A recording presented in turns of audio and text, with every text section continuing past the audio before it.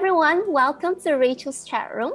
So I'm Rachel, and today I've got a very special guest. Her name is Hannah Lowe. So Hannah is a love and relationship coach. She's a teacher, speaker, and guide for seekers in the midst of transformational change, and coaches men and women on love and relationships. Known for a compassionate and heart-led approach to spirituality and women's wellness, Hannah has an amazing gift for creating powerful spaces for anyone ready to activate big changes in their relationships. So today, we will be chatting with Hannah about letting go of past hurts. I believe all of us have experienced some form of hurt in the past, and Hannah has helped many people overcome various types of emotional and relationship issues. So today, Hannah will be sharing with us how to recognize if we're holding on to past hurts, how to let go of them, how to set ourselves free from past hurts so we can enjoy our relationships and live a better life. So thank you very much, Hannah, for making time for this. So happy to have you on my show. Yeah, I'm so glad to be here. The subject is very timely. Yes, that's really good to know. So let's dive right into it. So Hannah, how do we know if we're holding on to past hurts, some unaddressed feelings, unresolved issues, how to recognize them? Well, there's many different ways that you can recognize them. So I'm just going to list a whole bunch of them. And stuff that you may not immediately equate with, oh, I'm holding on to, unaddressed past hurts.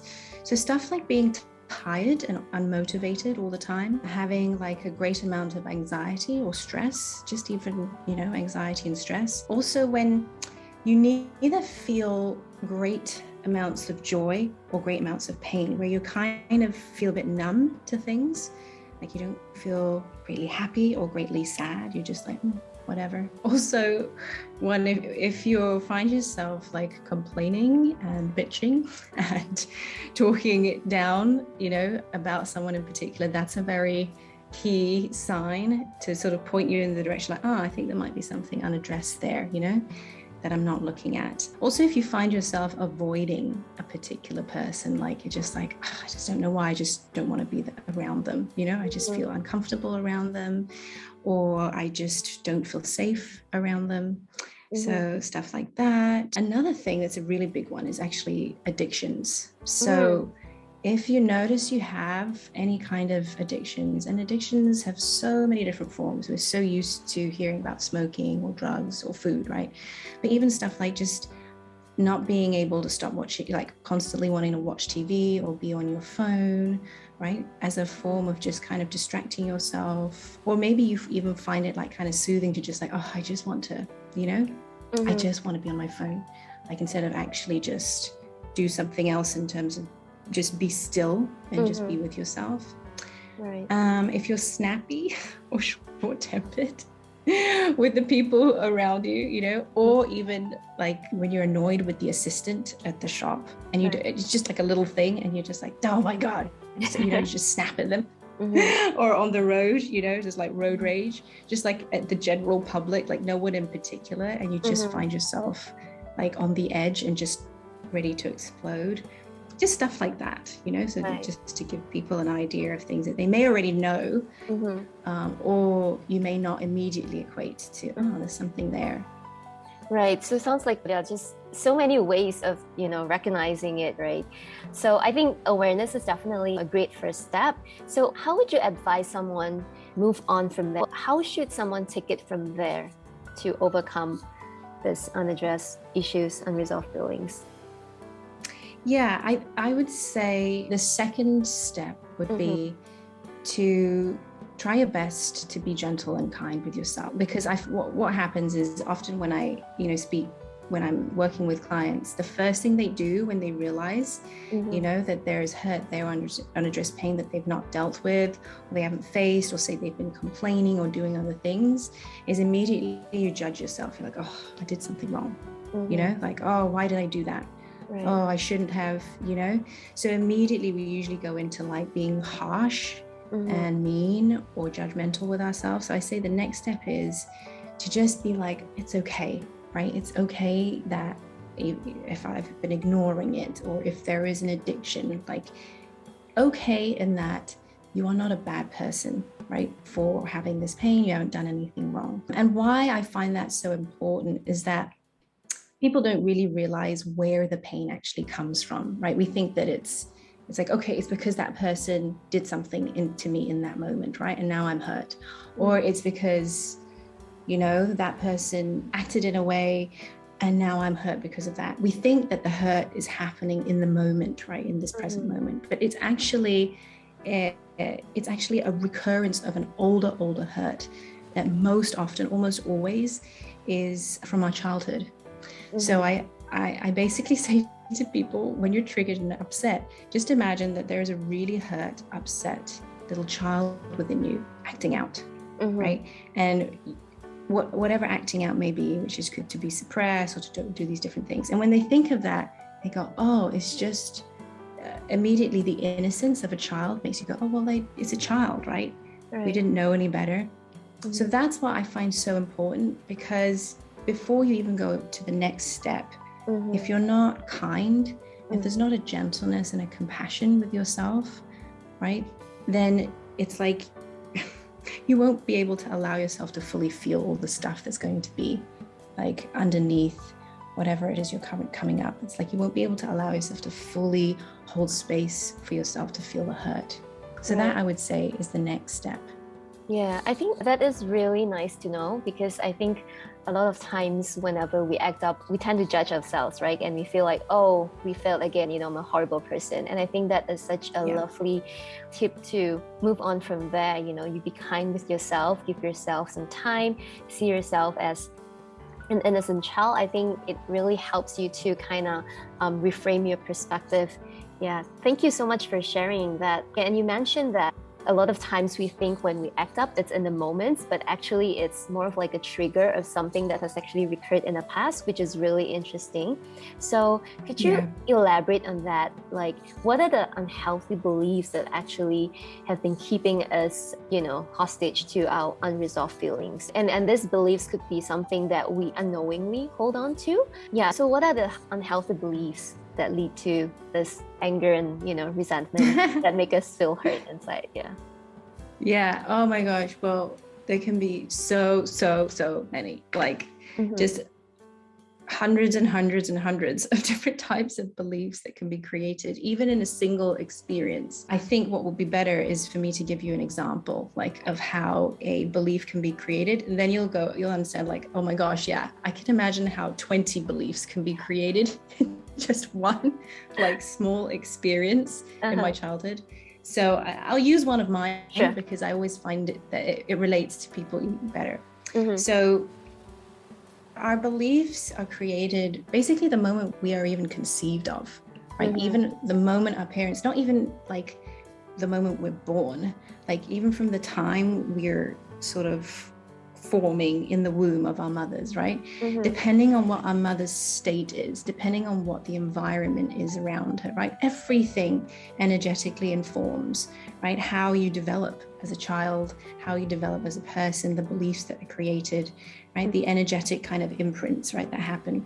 And so as those beliefs sort of start to set in, they're anchored in with a feeling. Always. A belief is always anchored in with some kind of emotion. It's almost, as far as I know, and I could be wrong, like I always say I could be wrong, that I've not yet encountered a belief that is not anchored with some sort of hurt or feeling or emotional like response or stuff that's held there, right? So when you if you want to start changing your beliefs, you have to understand how they're formed in the first place, right? And then you have to address the root of it, which is the emotion, right? The emotion. So for example, like as a child, and I think a lot of you can relate to this, my mom felt it was really important that I did my homework, right? And I did my homework every night and at a certain time, and that I made sure I got all my homework done. I think I was maybe 6 or 7 at the time. So my experience was, mom gets angry with me if I don't finish my homework. Right, if I don't finish my homework for the day. And that my like expression of like frustration and anger and like, I just want to play, Like, why can't I just go out and play, right? Why can't I just go out and have fun? Why do I have to sit and do this homework? I don't understand like why this is so important. And she, of course, had her own reasons why she felt it was important. Let's, for example, say that they were, because I can't remember exactly what they were now, but let's say it was like, if you're not disciplined, you're not going to get anywhere in life. If I don't instill discipline in you to do something, even against your own will, then you're not going to get anything done. And then if you don't do that, right, if you don't finish your homework, then I'm going to have to punish you or put you in a timeout to make sure you do that, because I think this is a loving thing to do to help you in life. So just say that that is the experience, right? That is what was my experience. And then, so what happens then is that there is an internal response, right, that happens to that experience. Like, and that's where what the key really is. That's the important bit. It's not so much what happens to you, is what happens within you as a response of what happens on the outside. And there's so many different ways we can all individually react. For me, it was anger. For me, it was like helplessness. Like, I feel helpless and powerless to do anything about this. I don't like this. Why can't I why can't I just do what I want? Why can't I follow my natural impulses to play? So then within me, because it's like, well, I'm not powerful enough to change my mum's mind. I'm not the authority. She's the big person. She's the adult. I have no power to do this. And she takes her love away from me because she's angry, right? She sort of puts me in a corner. And then what happens within me is like, oh, mum doesn't love me if I don't do what she wants. Right? So all that starts to happen within, and then there's anger and there's hurt and there's stuff that is a response to that experience, right? And then the belief gets created. So that happens, and then the belief gets created. And the belief could be like, I have to do what others expect of me in order to receive love, even if it's against my own internal feelings, right? I have to go against myself to like do what others want to get love. It could be like, having fun is only going to distract me from achieving anything worthwhile in life. Like work and fun don't mix. Right. My feelings are not important to the people I care about, so I have to ignore them. So you can see how like, these are very specific beliefs then, right? They get encoded. And usually, like with this experience for me, it was over and over again. And so it built up a lot of like anger within me, but it also made me like become very compliant, like, okay, I'll do what you want. Because for me, it's like, oh, if I want to get love, which is the most important thing for a child, right? The most important thing of a child is like, if I'm not bonded to my parent and my caregiver, I'm not safe. Right. I don't have food, right? So that's what will internally happen. So it's like, well, I have to give up my needs because this bond of love is the most important thing. So then in current day relationship, right? So dealing with work, it's like, okay, now I become my mother. So I have to punish myself into internal submission. I have to do this. I should do, you know what I mean? Yeah. I need to do this. Work and fun can't mix, right? And I've had to work through a lot of that, like this fight, this conflict within myself that like, no, you have to sit and you have to finish this until it's done. I can relate. Yeah. Right? It cannot be fun. If it's fun, it's not work. Exactly. Yes, I do feel that. Yes. Right? And it's this belief, but it's not necessarily true. But it feels extremely true because it was instilled into your subconscious from a long time ago. So you can imagine, and then with relationships, it's like, oh, okay, if my partner expects something of me, if my sister, if this person who I care about, it's like, oh, if I start to then wire myself to pick out and be sensitive, that person likes me better if I act this way. So then I will change my behavior, which might not actually be what I actually feel, to do what they want so that they will love me. So you can see how just a simple experience can create this whole belief system and the feelings underneath. And then in the present day, you're still acting out that play out, that sort of story right now. Obviously, it brings up a lot of pain and suffering. It doesn't work in the long run. So in order to change the belief, you have to get to the pain underneath it. Right. So that's the work that I do. I help people address the anger, the hurt, what's going to happen, right? Like it's the fear, like what's going to happen if I stop doing what people expect of me? Oh my God, I'm going to lose everyone. Are people going to reject me and abandon me? Oh gosh, that's too scary. I can't do that, right? But if you address the hurt and the fear, then there's less of that driving the need to keep doing the same thing that doesn't work for you anymore. So yes, that's my longer explanation that I wanted, but I wanted to be detailed so people would understand. Yeah, for sure. That's a very relevant example. I think a lot of us could relate to that, including myself. And I think it's really important to address it and then overcome it at your own pace, right? Because I think, there isn't like a fixed duration. Everyone overcomes different things differently. I think it's quite a long process, right? Because this is very much self-denial as well. So how do you move from self-denial to self-acceptance? Using your example, right? How did you move on from there? I believe it has affected you, like when it comes to work and play, even in your adult life. What were the steps you took to, accept yourself and just let go of all these limiting beliefs that were not, held necessarily by yourself? Yeah, well, the first thing I would say is that they're certainly not all gone.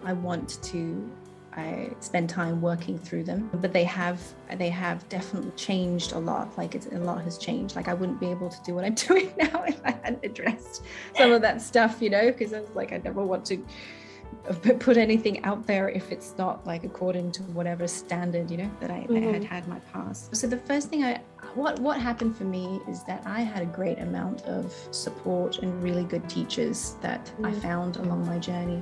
And it was from a place of deeply seeking, like I really wanted to know how to change. So, I'd say the first thing is that you have to really want to, because I come into contact with a whole load of different kinds of people. And there's some people who don't really want to, some people who are a little curious, but they're like, I'm not sure if I really want to do what it would take, to break these patterns. And then there are other people who are like, tell me what to do and I'll do it. And that was me. I was just like, tell me what to do and I'll do it, and I'll do it as many times as I have to experience change. So I'd say the first thing is you have to really want to, because this kind of work is really one of the hardest things you'll ever have to do, because you have to face all the parts of you, or at least when you start, you have to start to face like really uncomfortable things, right? So you have to really decide, is this something that you want? Because the journey will confront you with like your biggest fears and all that sort of thing. So yeah, that would be the first thing. The next thing is, I found a lot of really good support. I found some amazing teachers who could help bring awareness to the things that were my blind spots. So I would say, if you can find a space, like find teachers, there's many different teachers these days online, who you resonate with, who you feel are speaking your language, who sound like they make sense to you in terms of like they're actually doing the work themselves. Find someone who you feel inspired by. And then the next thing is obviously just to do the work. Now, that's one way, right? That's one way. But I also want to give people some practical steps, even if you didn't go and find a teacher. And so like the first thing is just to start to become aware of your thoughts when you're in a situation where you're triggered. So just notice like, okay, what am I like in this moment? What are the thoughts, right, that are happening? Just become aware. Just kind of sit back instead of react. See if you can just breathe and become aware of the thoughts. And then what I say is, once you become aware of the thoughts, can you see where you feel it in your body? Right? Because what happens is that the mental and emotional feelings in relation to whatever is happening, right, always gets stored and reflected in our body. So can you feel where you feel like when you're nervous, right, and there's butterflies, you have an immediate bodily response, and I'm nervous and my body is responding directly to my emotions. Well, this happens all the time. It doesn't just happen when you're nervous. It happens when you feel unsafe. Do you notice like when your shoulders tighten, right?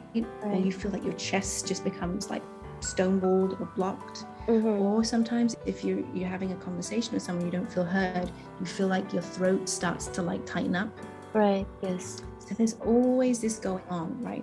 Actually, it happens 24/7. We just are not aware of it. So if you can just begin to bring awareness to, what are my thought patterns? My thought patterns could be like, oh, I should do this. This is the right thing to do. This is what people expect of me. If I don't do this now, then I'm going to, whatever fear, like, then, this, I'm going to fail. I'm going to do this, right? So just started to notice those train of thoughts. Like, oh, interesting. There's a pattern here of like, if I don't do this, something bad is going to happen. Where do you feel it in your body? Right. Oh, I feel my heart tighten up. And then what I say is, can you just be present with that feeling and be present with whatever's happening before reacting? And this is where what I said in the beginning, where the little child, innocent child kind of thing really helps to say, okay, this comes most probably from something that happened in my childhood. Can I imagine that this is a reaction from this little hurt child within, and all I need to do is just hold them, right? Hold my imaginary little girl, my imaginary little boy, just and breathe and soften into it and be gentle.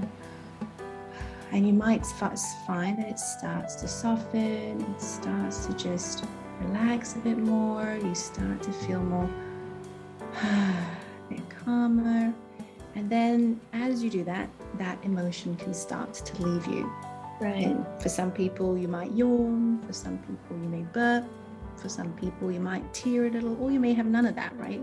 It's like a body's natural way of releasing. But that is like the kind of simplest thing I can say to how to do this work on your own, to release what, because all it is it's a letting go of everything. Like we're talking about, how do you let go? That's one of the ways, one of the most effective ways I have found in terms of specifically letting go in a moment, that doesn't require you to, know a breathwork technique, know like a movement technique, have to listen to a meditation. You can literally do it anywhere, anytime. Right.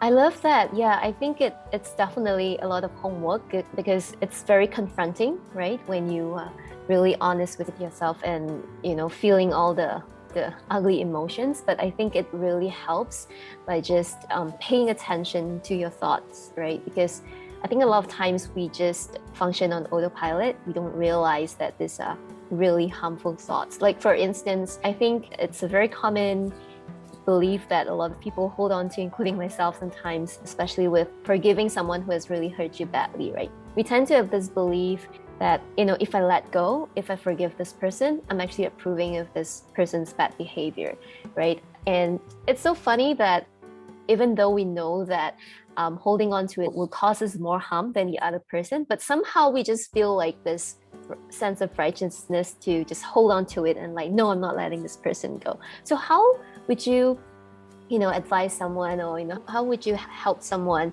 reframe this whole mindset in a way that the person feels like I'm benefiting from letting go rather than holding on to it?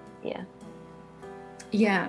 So I use this analogy that this friend of mine, when we did a workshop together, this idea came to her, and it's a brilliant idea. And it really helps people understand what's happening when you hold on and you're blaming someone else, and you're like, no, I can't let go. If I let go, the other person will get away with it, like they're not going to suffer, they're not going to blah, blah, blah. So I ask people, I'm going to use this because it looks kind of pretty. So I ask people to hold usually a glass bottle, but I don't have a glass bottle with water, but this is heavy enough. So if you have something, you can try this, see how this feels to you. I don't know if you have anything, but if you don't worry about it. I have this. I have my mug here with water. Great. So just full. Great. So we'll do this. So basically, hold your mug, right? And usually I say to stretch it out in front, but it's okay. So just hold on to it, right? Okay. So this mug that you're holding on to represents the hurt and the pain that you hold on to from the past, from any relationship, from anything that you just struggle to let go of, right? So notice now how that mug is getting heavier. Yes. The longer you hold on to it, it's getting heavier, right? And now I want you to imagine, you're saying, as you're holding onto this mug, it's getting heavier. I want you to do something so that I can put this down. You're asking an outside person, I need you, it's your fault, right? If you don't do something, if you don't change, if you don't whatever it is, right? It's your fault, I'm still holding on to this. But But can you see how ridiculous that is? Yes. because you're holding on. They're not holding on for you. If you need to put this down, you put it down if it's heavy. But usually by the end of it, I usually do a long speech so people get tired of holding. And the interesting thing is that as you get more tired of holding, all your energy is going into the holding. So it's hard for you then to start to listen to me clearly as I'm speaking. You'll realize that as I'm holding on to this, I can't actually clearly experience the person in front of me because this pain blocks me. That's so this true. Pain, right? So when you're interacting with even a completely new person who you don't have the pain with, you still project this onto them because you're still holding on to it. Right. And then this becomes this block, right? Not only in your system, because now all your energy has to go into holding this up. And you don't realize, right? And so people like with back pains, right? When you have neck pains, you're holding on to something and it's actually impacting you, right? On your body, emotional, mental level. And then on a subconscious level, all of this is your beliefs about what happened. I can't trust people. People are going to betray me. You know, friendships never last, whatever it is, right? This keeps filling up. And then this becomes the filter for which you experience the world. Right. So unless you put it down, and when you put it down, you actually feel lighter. And so I give people this example because it's a really, visual, physical experience of like, can you see how it makes no sense to continue to blame the outside, even though like we can mentally, but somehow when you're holding something, you go, yeah, like I have to put it down to feel better. I have to put this down to feel lighter. No one can do that for me. Yeah, so that's the example that I use. And I usually find that it's helpful for people to start to shift the perspective. And it's not that you immediately shift it after doing this and going, oh God, I'm holding on to this. And everything after that means you don't blame. It just means that a seed has been planted. Because even now, I still go into that pattern of like, I want to blame that person because it feels so satisfying to my ego. I'm like, I don't want to take responsibility for this. How dare they do, Yeah. And then I have to take a breath and go, okay, remember the glass you're holding on to. Yes. And the thing is, you're the one who's in pain, not them. That's true. That's so true. You're the one who's in pain. You can be free in any moment. You can be free of that pain. You don't have to carry it. But it's like saying to the other person, no, like I'm in pain because of you. And I won't drop this until you do something. It's like... It's quite silly, right? When you think about it.